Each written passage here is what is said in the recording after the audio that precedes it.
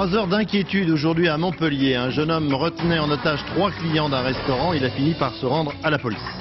La reine d'Angleterre en Écosse pour rendre hommage aux 16 enfants et à leur institutrice tués mercredi dernier dans une école. Le président de la République en visite à l'île de la Réunion. Jacques Chirac prône l'égalité des chances avec la métropole dans un département qui compte près de 40% de chômeurs. Après 3 années passées en prison, Mike Tyson redevient champion du monde des poids lourds de boxe. Il a expédié son adversaire en 3 rounds.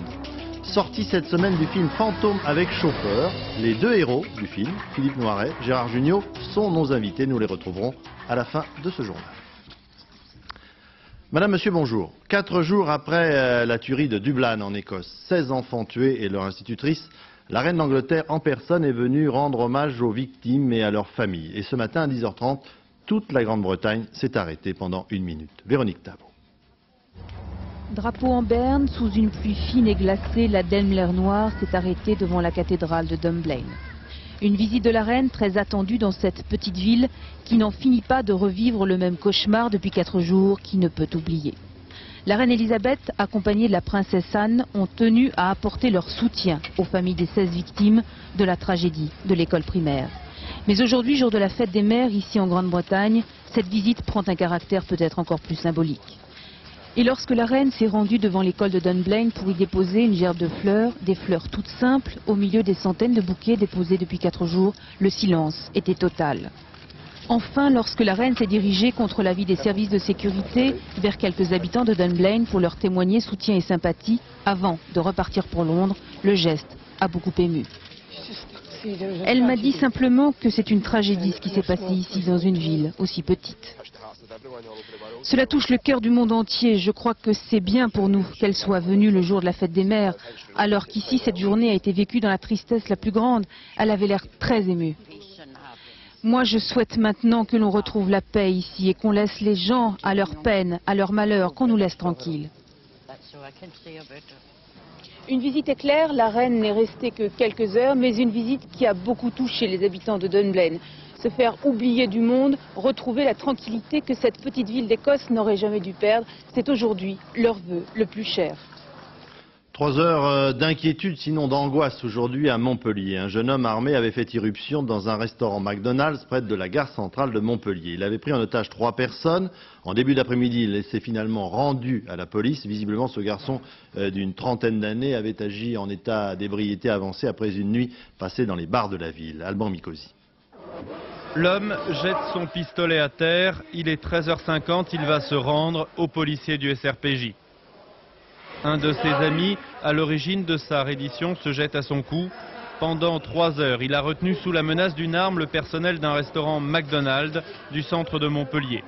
Très vite, le quartier sera bouclé par les forces de l'ordre, d'autant que le forcené a fait feu 2 fois, dont une en direction d'une voiture de police.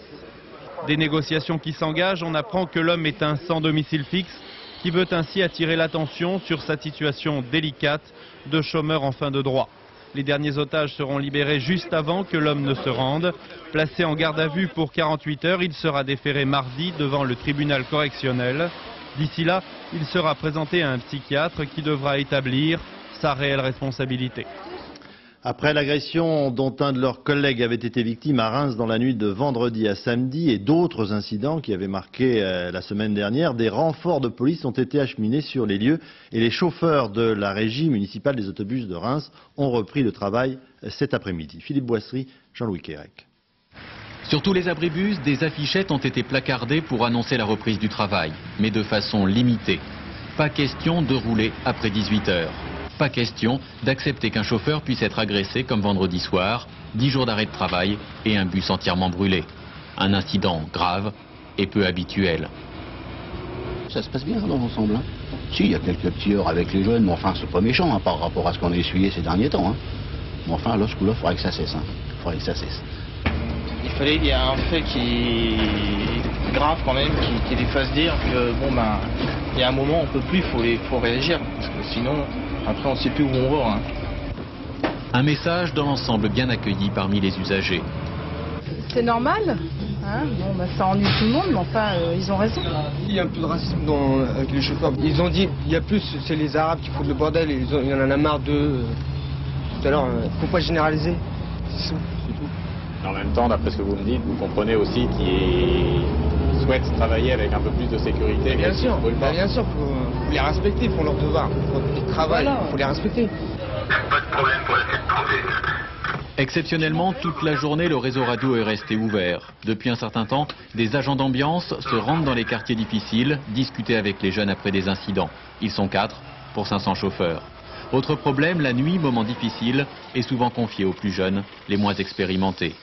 Pour autant, les chauffeurs ne réclament pas des agents de sécurité propres à la compagnie, mais que les pouvoirs publics prennent leurs responsabilités. Ce soir, à la gare, des navettes accompagneront les étudiants sur les campus, sous la protection de la police. Un quart de lycéens français de Cugnaux, près de Toulouse, s'est renversé aujourd'hui sur une route italienne près de Venise. 23 passagers ont été blessés sur les 48 qui occupaient l'autocar. Aucun d'entre eux n'a été véritablement très sérieusement touché. On ignore encore les raisons de cet accident. En Italie encore aujourd'hui, tout autre chose. Les amateurs de football ont été pour la première fois privés de championnat. Les stades sont restés vides car les footballeurs professionnels italiens sont en grève. Très bien rétribués pour la plupart d'entre eux, ils veulent être considérés par leur fédération. Maryse Burgot, Philippe Jasselin. Un temps de chien sur les statues du stade olympique de Rome. Il ne manquait plus que la pluie pour désespérer l'Italie et ses milliers de tifosi. Moi je dis que cette grève des footballeurs c'est vraiment pas normal.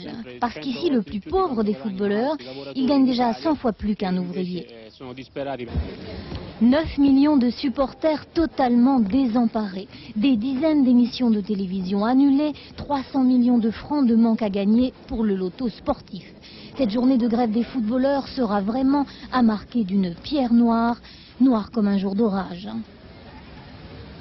On ne sait vraiment pas quoi faire aujourd'hui, alors on marche sous la pluie. Moi je comprends que nos footballeurs demandent un droit de vote au sein de la fédération. Ça c'est une bonne raison de faire grève. Mais le reste, vraiment je comprends pas. Le reste, c'est-à-dire entre autres la création d'un fonds de garantie pour assurer le salaire des joueurs dont les clubs sont en faillite. Des joueurs qui disent aujourd'hui en avoir assez d'être traités comme des exécutants qui n'ont jamais leur mot à dire. Mais c'est légitime, je crois que même un joueur qui signe un contrat, je veux dire, il n'a pas mis le fusil sur la tête de son président pour lui faire signer, donc il demande à ce que ça soit respecté une fois que c'est signé.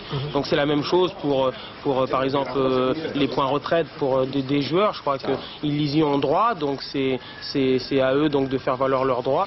Et les dieux du football italien menacent de ne pas en rester là. Dès demain, les négociations reprendront entre eux et leurs instances dirigeantes. S'ils n'obtiennent pas gain de cause, ils poursuivront la grève.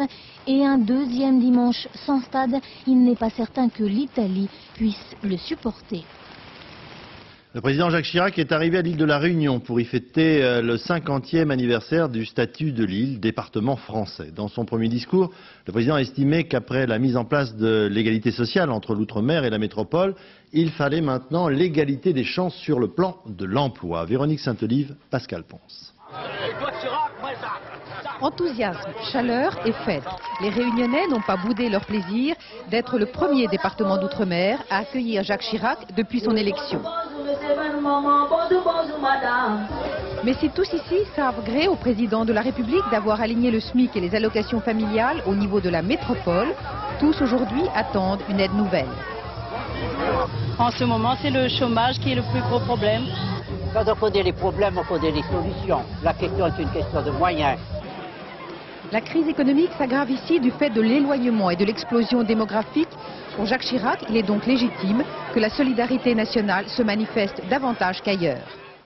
Il ne faudrait pas que l'on mette encore 50 ans pour qu'on ait aussi, ici, dans l'outre-mer français, l'égalité des chances. Faire en sorte que, sur toutes les terres de France, chacun des enfants de notre pays puisse se dire qu'il a une chance égale d'arriver, d'être heureux, de s'épanouir, de former un foyer, de travailler.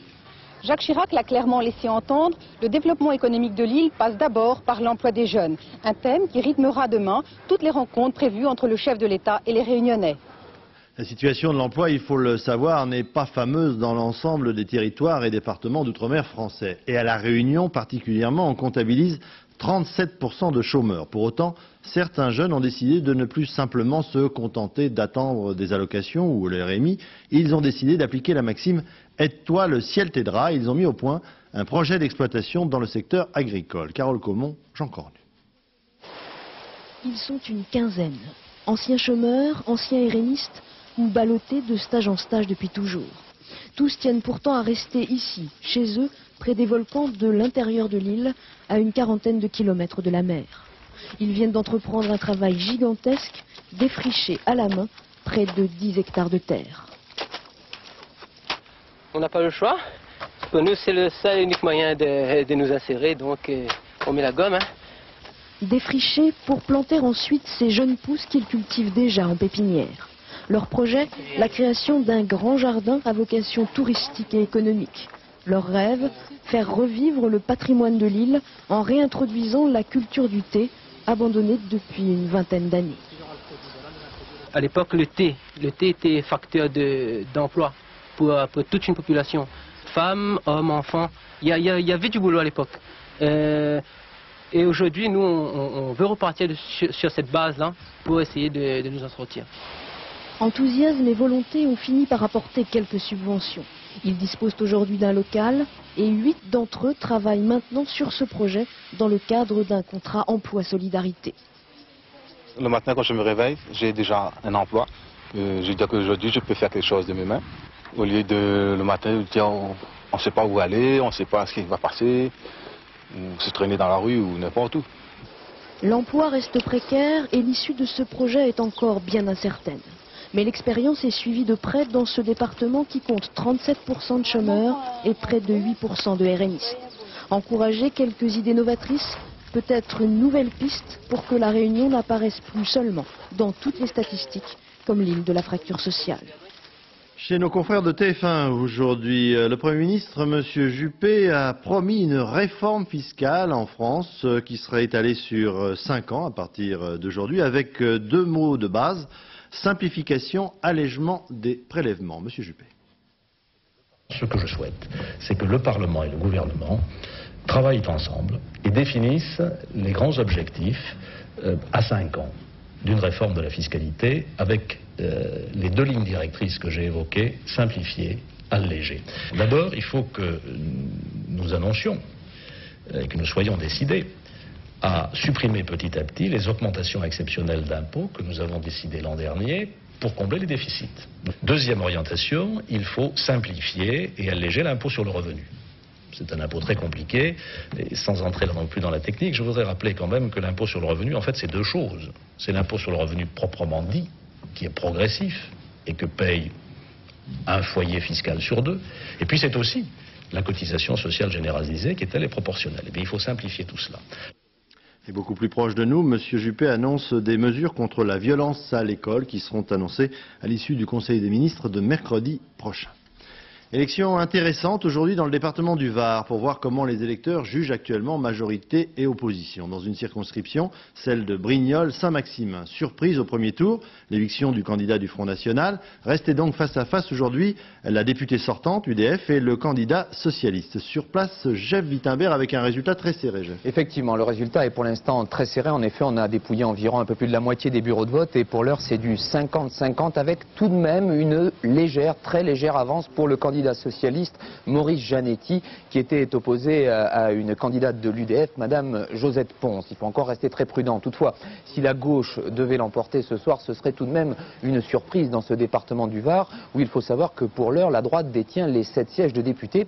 Ce serait aussi un bon résultat pour le PS qui confirmerait son redressement électoral car il gagnerait ainsi sa 5e législative partielle depuis l'été dernier. A l'inverse, la majorité, elle, espère tout de même encore un sursaut de son électorat. Elle compte sur l'investissement personnel de François Léotard qui ici, dans le Var, dans son fief, est venu faire campagne pour sa candidate.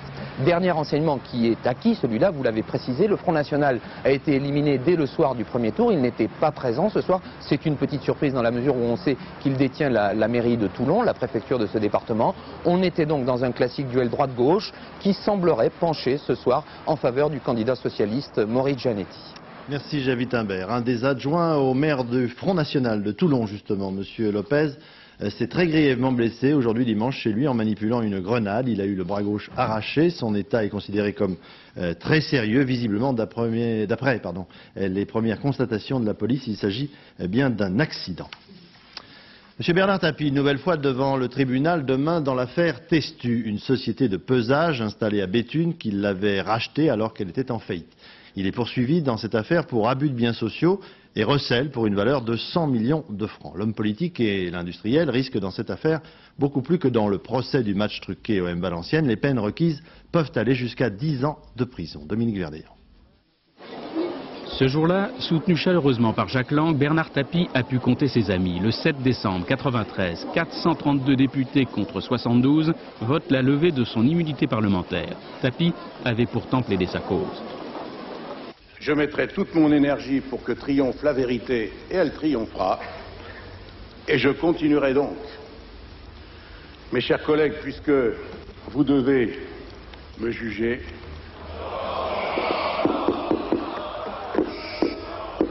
jugez-moi. Mais juger Bernard Tapie, c'est de nouveau au magistrat de le faire. Saisi par une plainte d'un actionnaire de Testu, 2 juges instruisent le dossier de cette société de pesage achetée par Tapie en 1983. Mise en examen et détention provisoire se succèdent. En prison, Bruno Floco, directeur général de Testu, craque, parle et évoque des pratiques douteuses, des allers et retours illicites. Traivoux, autre société de pesage contrôlée par Tapie, est rachetée par Testu pour 30 millions de francs, puis revendue au groupe Bernard Tapie pour 1 franc symbolique. Un tour de passe-passe qui profite à Tapie. La dette de 41 millions de francs de la société Traivoux a été épongée par Testu. Après quoi, Traivoux retournera dans le giron de Testu avec à la base un contrat de location-gérance d'un montant annuel de 8 millions de francs à payer à Bernard Tapie. Des malversations qui avaient amené les 2 magistrats à incarcérer Elie Fellouz, le PDG de Testu. Croyez-moi, il n'y a aucun abus de biens sociaux. Elie Fellouz avait été remis en liberté 15 jours plus tard et placé sous contrôle judiciaire. Mis en examen à son tour pour abus de biens sociaux et recel, Bernard Tapie n'a pas été incarcéré. Il encourt 10 ans de prison. À Béthune, Testu et la justice ont un seul point commun, la balance. En Israël, le tribunal de Jérusalem a requis la prison à perpétuité pour Yigal Amir, l'assassin du Premier ministre Yitzhak Rabin. Les Palestiniens assurent de leur côté avoir arrêté un homme qui avait préparé un attentat suicide contre le président américain Bill Clinton lors de sa visite à Tel Aviv jeudi dernier. L'organisation de la djihad islamique d'obédience iranienne aurait versé $8 000 à sa famille pour prix du sacrifice de leur fils. C'est cette même organisation qui aurait commandité l'attentat du centre commercial de Tel Aviv il y a 2 semaines. Et c'est sans doute pour cette raison que pour la première fois, Yasser Arafat a dénoncé l'Iran comme l'instigateur des violences de ces dernières semaines. Charles Anderlin. C'était le mois dernier, avant les attentats en Israël. La police palestinienne venait d'abattre 2 combattants d'Al-Qassam, la branche armée du djihad islamique. Les militants se sont emparés des corps afin que ce soit le mouvement islamiste et non l'autorité palestinienne qui organise les obsèques.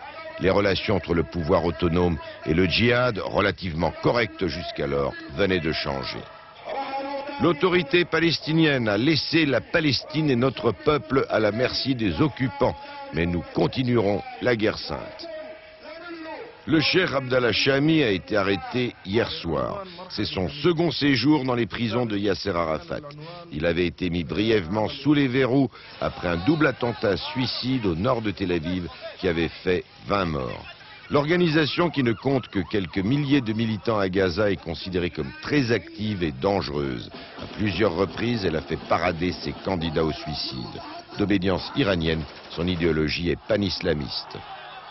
La solution ici, en Égypte, en Algérie, en Soudan, en Syrie, en Jordanie, en Moyen-Orient, en Asie, en Europe, en Amérique, c'est l'islam. Le djihad islamique, qui s'attaquait surtout à des objectifs militaires israéliens, a changé de stratégie. L'homme qui a commis l'attentat de Tel Aviv appartenait à l'organisation dont les membres sont pourchassés par la police d'Arafat. C'était aujourd'hui la Saint-Patrick, le patron des Irlandais de l'Irlande, une fête qui reste très vivace dans la diaspora irlandaise à travers le monde, notamment à New York et puis bien sûr à Dublin, vous le voyez sur ces images. Cette journée a été marquée par un défilé de chars fleuris et ce soir, évidemment, la bière va couler à flot. Carnaval à Bordeaux cette fois-ci. Originale et intéressante cette idée de faire venir les spécialistes du carnaval, les Brésiliens, qui ont dispensé leurs conseils à des jeunes des banlieues de la ville. Éric Perrin, Bernard Bonarmé. Qu'on ne s'y trompe pas, ce ne sont pas les élèves qui sont dissipés, mais les professeurs. Marcello, Gargamel et les autres viennent des favelas du Brésil, comme le prouve le nom de leur groupe de percussion, Moleque de Rua, les enfants de la rue. Ils sont ici pour enseigner aux jeunes des quartiers le rythme, le plaisir de jouer ensemble en vue du carnaval de Bordeaux. Tout finit par s'apprendre, même les règles de la vie de groupe. On apprend la ponctualité, on apprend le respect des uns des autres, on apprend aussi d'être à l'heure. Là, la communication, là, c'est les vacances. On est obligé de se lever ou un chose comme ça. Quand on a rendez-vous, on est obligé. Pour les associations présentes sur le terrain depuis des années, c'est aussi grâce à ce genre d'action musicale que la situation ici est relativement calme. Mais pas de méprise, les réponses aux problèmes des banlieues sont d'abord économiques. La culture reste un outil de communication. On n'est plus à penser que des ateliers de percussion vont révolutionner la vie des quartiers. Je crois que ça serait illusoire et mensonger et humiliant pour les gens des quartiers. Mais simplement qu'on peut apporter quelques éléments qui vont le permettre à des jeunes d'aborder des choses différemment, de s'ouvrir un peu plus, de rencontrer aussi des jeunes d'autres quartiers. Et s'il y a bien un événement où tous les quartiers, toutes les origines sociales se mélangent, c'est bien le carnaval. Ce défilé dans les rues du centre-ville de Bordeaux, c'est pour tous l'aboutissement des semaines de travail, la récompense des efforts. Une façon d'être sur le devant de la scène. Vous voyez tout le monde qui vous regarde, vous avez le construire, c'est vraiment génial quoi. Ouais, c'est la première fois. On a le sourire après. Ouais, on a l'impression d'être une star. On a fait quelque chose, c'est bien, on a poussé. Du plaisir, de la fierté, cette journée a aussi fait naître des désirs qu'il ne faudra pas décevoir. Avant d'aller plus loin, retour un instant sur cette élection législative partielle dans le département du Var. J'ai Wittenberg avec le résultat final. Oui, je vous le laissais entendre tout à l'heure. Nous avons le résultat final. Le candidat socialiste Maurice Janetti a été élu ce soir dans cette 6e circonscription du Var. Il obtient 50,50% des suffrages, 50,5%. Et il sera donc le premier député socialiste du département du Var à entrer à l'Assemblée nationale, et ce depuis 10 ans. Merci Jeff. Nous poursuivons avec les championnats de danse dites standard. Aujourd'hui à Lille, c'est un véritable sport, vous allez le voir, à ce niveau. Nos reporters Anne Mourgue, Dominique Mas sont passés l'après-midi en compagnie du couple favori. Vous allez les suivre. Tango.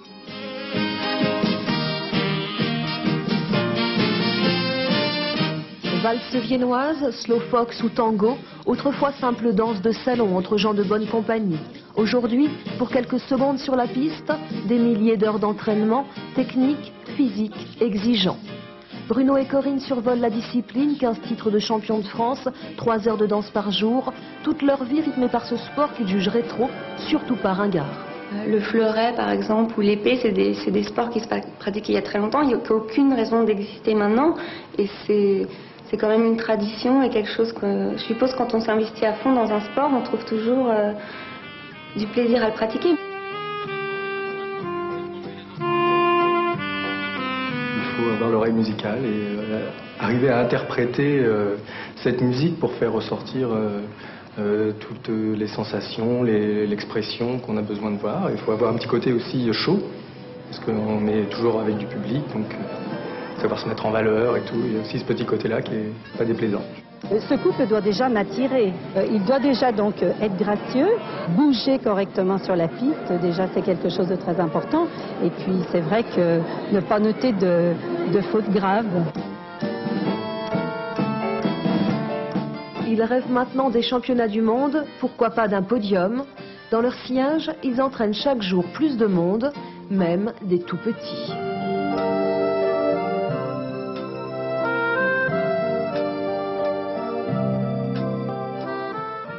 Un autre genre de sport, le cyclisme, avec la fin de Paris-Nice et la victoire finale pour Laurent Jalabert pour la 2e année consécutive. La dernière étape contre la montre a été remportée par le Britannique Chris Borman, victoire finale donc de Laurent Jalabert.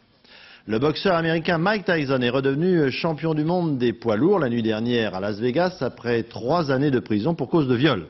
Il a repris son titre à l'anglais Bruno, 3 rounds et seulement 7 minutes. Céline Géraud. Frank Bruno contre Mike Tyson. Hier soir en Grande-Bretagne, ce match c'était bien plus qu'un événement sportif. Du coup, Live TV, une chaîne câblée londonienne, a carrément offert une parodie du match à ses abonnés, avec un faux Tyson, un faux Bruno et un envoyé spécial à Las Vegas pour décrire les coups du match, aussitôt reproduits par les deux boxeurs amateurs. Et ceux qui voulaient voir le match, le vrai, sans payer d'abonnement, cela était dans les pubs, à des milliers de kilomètres de leur idole, Frank Bruno, qui sur le ring de Las Vegas encaisse d'entrée les coups de masse de Mike Tyson. Touché, l'arcade sourcilière, dès la fin du premier round, Bruno en perd sa boxe. Et dans le troisième round, après une terrible série de crochets et d'uppercuts, Bruno s'effondre dans les cordes. Après seulement 6 minutes 50 de combat, Tyson reprend le titre de champion du monde WBC aux Britanniques. Mais à Londres, comme on aime les belles histoires, Live TV a revu et corrigé le troisième round de ce match, avec un Frank Bruno déchaîné et un Mike Tyson au tapis. Et pour le coup, c'est le Britannique qui conserve son titre de champion du monde. Ceux-là au moins ont le sens de l'humour, parce qu'à Las Vegas, hier soir, dans le coin du perdant, Frank Bruno n'avait pas du tout envie de rigoler. Les caresses à rebrousse-poil et les baisers de son tombeur n'y changeront rien. Tyson est à nouveau l'homme le plus fort du monde.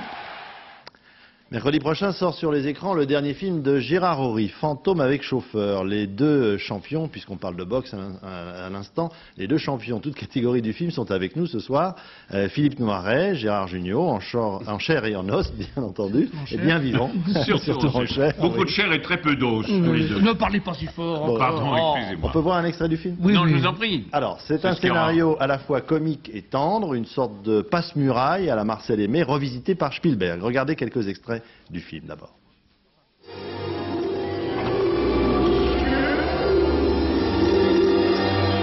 Monsieur? C'est épouvantable ce que je vis depuis quelques heures. Et moi donc?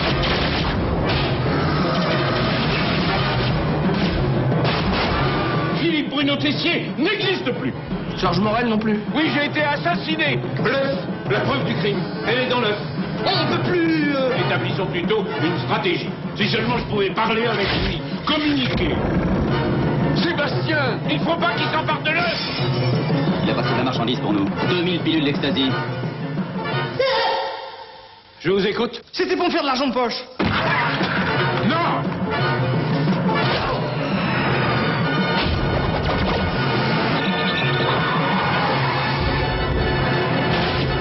Tu m'as cramé, enfoiré. Vous n'avez donc acquis aucune sérénité dans la mort? Non, aucune. Vous allez sûrement aller en enfer, avec votre gros sexe et vos petites combines. Alors confessez-vous. J'ai couché avec votre femme. Et j'ai couché avec Denise, votre secrétaire. Et elle est enceinte de moi. Et j'ai couché avec les deux Espagnols, la Portugaise et la Sri Lankaise qui se sont succédés à la cuisine. J'ai couché avec tout le monde. Voilà, vous êtes content? Mais pourquoi? Parce que je suis un sexuel. C'est bien comme bande-annonce. Difficile de reprendre derrière ça. Oui. Alors première question, est-ce que c'est exact? Écoutez... non, ça c'est personnel. Oui, c'est personnel. C'est virtuel, tout ça est virtuel. Dites que notre vie c'est un trucage. Ne regarde que nous. Alors Philippe Noiret, en deux mots, l'histoire, je disais, Passe-Muraille de Marcel Aimé, revisité par Spielberg. Oui, avec une petite note de Capra, on pourrait dire, parce que c'est un côté un petit peu fable moraliste comme ça, ce qu'il ne faudrait jamais dire quand on fait la promotion d'un film, parce que ça fait peur aux gens. Mais je crois qu'en même temps, c'est une comédie, et une comédie qui a beaucoup de tendresse, comme vous le disiez, d'émotion, et en même temps, des choses très rigolotes, ces effets spéciaux qui sont au service de l'histoire, de l'intrigue, et qui ne sont pas le prétexte du film. On va y revenir à ces effets spéciaux, mais d'abord, c'est d'abord une histoire classique, rapport au maître Vallet, Gérard Jugnot. Absolument, oui. Monsieur Noiret est votre maître, et vous êtes... oui, bah, pour l'instant. Oui, j'ai déjà été le chauffeur de Jean Rochefort avec beaucoup de plaisir dans Tandem. Et là, je fais le chauffeur de Philippe Noiret. J'attends que Marielle achète une voiture et je vais faire aussi son chauffeur. Alors, vous êtes deux fantômes. C'est magnifique. Hein, vous êtes deux fantômes. Oui. Vous êtes le premier fantôme, vous mourrez en premier. Oui, moi, je gagne au Tiercé Quintet Plus, 4 millions de francs. Et je vais donc enfin vivre et on me bute. Donc, c'est assez mal parti pour moi. Et je vais retrouver dans une espèce de transit. Oui, nous sommes en transit et moi je meurs quelques heures après. Et ces deux personnes, donc grand patron et son chauffeur, qui se sont côtoyés sans vraiment se connaître pendant 15 ans, vont d'abord continuer leur rapport un peu de lutte des classes, comme dit Gérard, et puis tout d'un coup une complicité aussi, une connaissance va se faire entre deux, et puis ils vont avoir à régler quelques affaires avant de gagner l'autre côté. Alors je disais effets spéciaux, est-ce que c'est très particulier de tourner des films avec des effets spéciaux? Oui, c'est assez particulier, mais enfin c'est une technique comme les autres de cinéma. Je crois que ce que je trouve très très formidable dans le film, c'est qu'ils sont vraiment ils servent à l'histoire. Tous ceux qui n'étaient pas utiles, Gérard Houry les a supprimés. Il les a gommés, donc oui, c'est un petit peu particulier parce qu'on joue de. Ça veut dire qu'il faut avoir beaucoup de patience. On joue devant ce qu'on appelle un fond bleu. Beaucoup d'imagination. D'imagination et de concentration parce qu'il y a un énorme barouf tout autour. Il y a ces caméras guidées par ordinateur, mais que vous connaissez ici, et puis il faut arriver à se concentrer et à être d'une grande précision, mais c'est une discipline à laquelle on s'est plié avec beaucoup de curiosité et d'intérêt. Il y a une autre difficulté, c'est de jouer les fantômes. Alors dans toutes les scènes, vous jouez avec des gens qui ne vous entendent pas et qui ne vous voient pas. On joue avec personne. Moi je joue avec juste pour Philippe, mais sinon personne ne m'a parlé pendant ce film. Oui, mais c'est vrai, et même pour eux c'était extraordinaire parce qu'ils passaient devant nous sans nous voir. Pour un acteur, ne pas avoir de présence, c'est abominable. Donc, oui, c'était plus difficile pour nos partenaires que pour nous, parce que nous, on était toujours en rapport l'un avec l'autre la plupart du temps, tandis que, effectivement, nous passaient au travers et ne nous voyaient pas. Ce qui est très épatant, c'est que moi j'ai vu le film très récemment et j'ai enfin vu le film qu'on n'avait pas vu, puisque finalement, quand on a fini de tourner, le film a continué de se tourner sans nous. Et donc, d'un seul coup, on voit des gens qui me passent au travers, on s'assoit beaucoup sur moi tout le temps. C'est pourquoi vous devez être confortable, sûrement.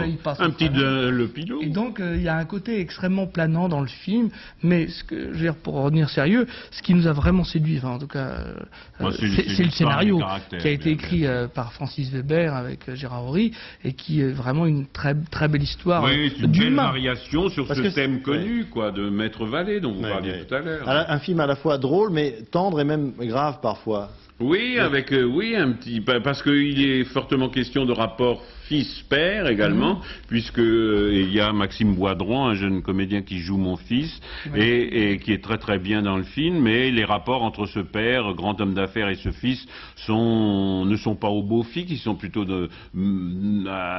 assez inexistants, et j'essaye, moi, pendant ce transit, de rétablir ce contact. En fait, c'est deux crapules un grand patron et un obsédé des affaires et de l'argent, un autre obsédé de tout court, qui essaye de laisser un petit peu la place nette, de trouver l'endroit comme ils aimeraient le trouver à l'endroit. C'est la première fois que vous jouez ensemble?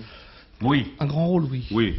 Vous avez déjà joué auprès de Philippe Noiret, un petit rôle? Je l'ai aidé il y a une quinzaine d'années. Mais c'était très bien, il est venu tourner un jour dans Le Juge et l'Assassin. Ah, bien. Merci messieurs de nous avoir rendu visite. Donc le film sort... Et ne jouez pas avec les grenades chez vous parce que c'est dangereux.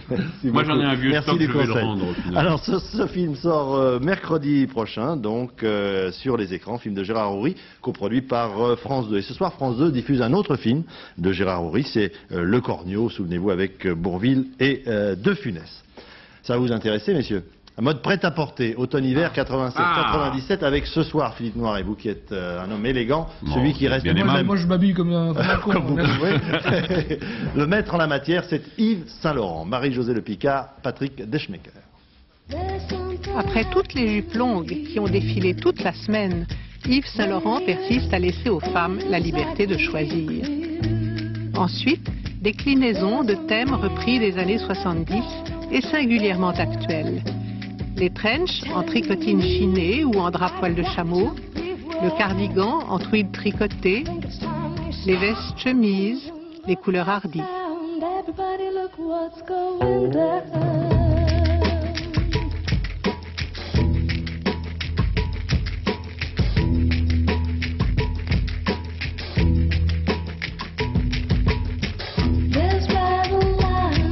Les maquillages sont clairs, bien dessinés, les coiffures nettes, les mannequins sont de vraies stars. De 1960 à la fin du millénaire, Yves Saint-Laurent a créé pour les femmes un mode d'élégance, une garde-robe accordée au mode de vie, et qui n'a rien à voir avec les caprices d'une saison.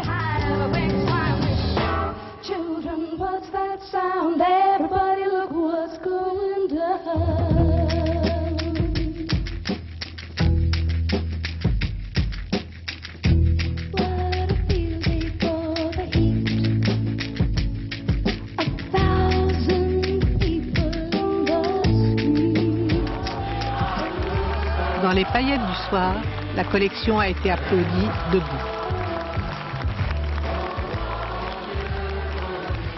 Voilà, il faut que je vous donne encore une information sportive. Nîmes, qui évolue en National 1, a battu un club de première division en quart de finale de la Coupe de France ce soir, au terme des prolongations et des tirs au but, par 3-2. Nîmes s'est donc qualifié, c'est une très grosse surprise.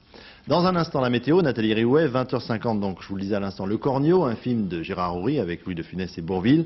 22h50, Taratata, qui reçoit ce soir Jane Birkin. Minuit, l'édition de la nuit, Florence Daucher. Demain, 13h, vous retrouverez Patrick Chen et je vous retrouverai avec beaucoup de plaisir demain soir à 20h. Au revoir, excellente soirée sur notre chaîne. Bonsoir.